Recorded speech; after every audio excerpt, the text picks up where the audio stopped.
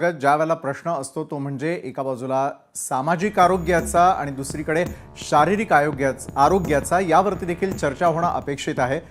यावेळेला आपल्यासोबत जैन महासंघाचे अध्यक्ष ललित गांधी त्यांच्यापासून मी सुरुवात करेल।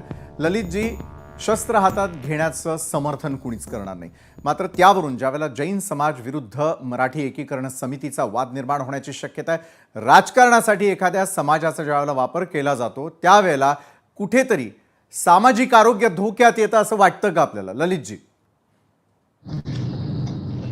नमस्कार विशालजी। नमस्कार। सर्वप्रथम लोकशाही चॅनलला धन्यवाद द्यायचे आहे की आपण हा विषय पहिल्या दिवसापासून अतिशय व्यवस्थितपणे समाजासमोर मांडण्याचा प्रयत्न केला आहे। धन्यवाद। आपल्या कार्यक्रमाच्या सुरुवातीला जैन धर्माची काही पार्श्वभूमी सांगायचा प्रयत्न केला। आता गोवर्धनजी बोलले ते ऐकलं, त्याच्या आधीच्या वक्त्यांचं मला प्रवासात असल्यामुळे नीटचं ऐकता आलं नाही। कदाचित काही उत्तर राहून जातील तर मला क्षमा असावी।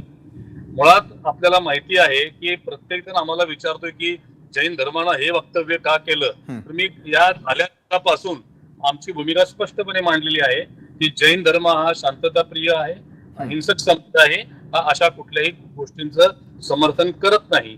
काल परवा जे मुनींनी स्टेटमेंट केलं त्याचाही समाजातून पूर्णपणे इन्कार करण्यात आलाय।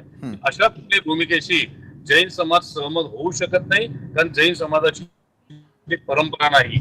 अन्यायाविरुद्ध आम्ही नक्की लढतो, पण हा कबुतरांच्या जीवनाचा प्रश्न आहे, जीवदयाचा विषय आहे, हा सामाजिक आरोग्याशी निगडीत विषय आहे। तेव्हा याला कोर्टामध्ये प्रकरण चालू असताना अशा प्रकारची भाषा कुणीही वापरणं हे समर्थनीय ठरू शकत नाही।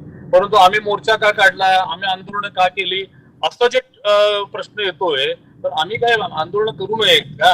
आमच्या होत असेल तेव्हा एखादा विषय आम्हाला मान्य नसेल तर आम्ही मोर्चा करू शकतो, आम्हाला तो अधिकार आहे, तो अधिकार कुणी हिरावू शकत नाही। आम्ही भारताच्या संविधानाचा भरपूर आदर करतो, कारण या संविधानामध्ये जसं आमचं संरक्षण आहे तसं पशु पक्ष्यांचं।